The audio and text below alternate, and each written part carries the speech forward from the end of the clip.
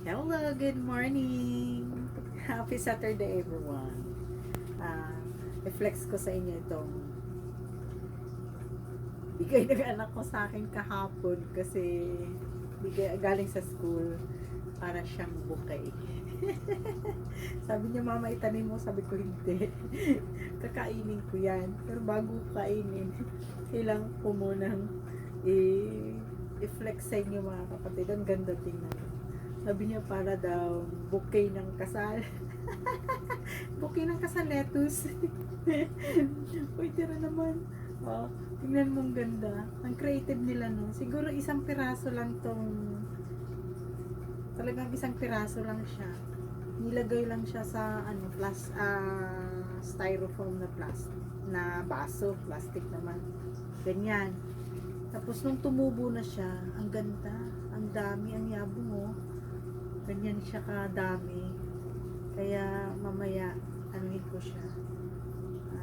Kakainin ko.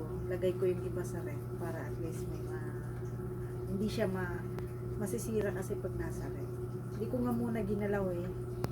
Kahapon niya to dinala kasi last ng niya, working immersion sa guidance nila sa school. Binigyan daw yung mga teacher, damay daw siya. Kaya ang ganda tingnan. Talagang pag ikaw ay tawag nito, maging creative lang sa mga bagay-bagay. Oh, di ba? Ito may benta na rin to. Kasi mahal na ang mahal ang kilo ng lettuce eh. Kung makagawa ka ng 50 pieces ng ganito, pera na. Galing naman. Sa isang styrofoam lang na baso, makakagawa ka na. Ito na yung kinalabasan niya. Napakaganda. Talagang amaze na amaze ako. Ang ganda talaga, mga kapatid. Kaya thank you. Thank you so much. God bless us all and good morning.